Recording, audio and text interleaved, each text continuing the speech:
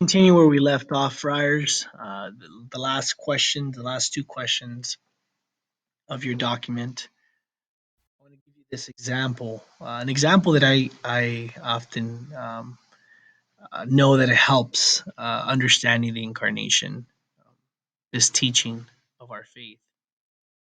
And I wanted to touch home with an example, an analogy that you might be familiar with in terms of because you have a pet, you have a dog, right? And the incarnation is something like this.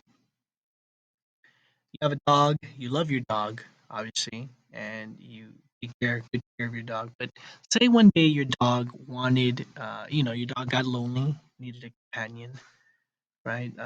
So it wouldn't be all alone while you're at school or, your parents are at work.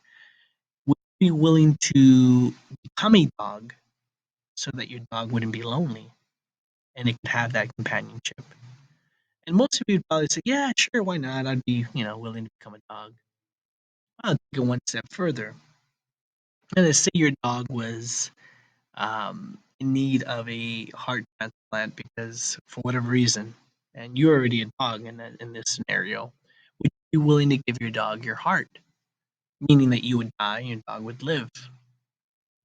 And some of you would be like, "Yeah, sure," and some of you would be like, "No, I wouldn't." Right?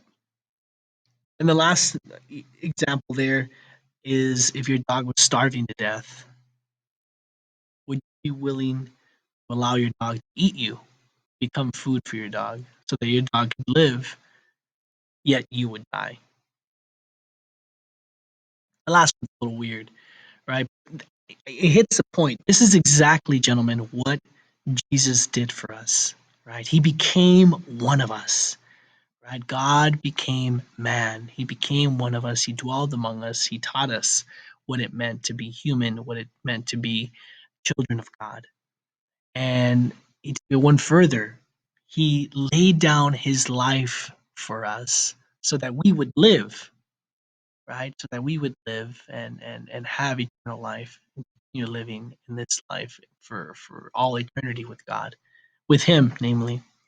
And then one further than that, he, as the Paschal Lamb, feeds us with his body, his blood, soul, and divinity, so that we may also continue to live, right? Spiritually in communion with God, but also more importantly, when we die, for all eternity with God.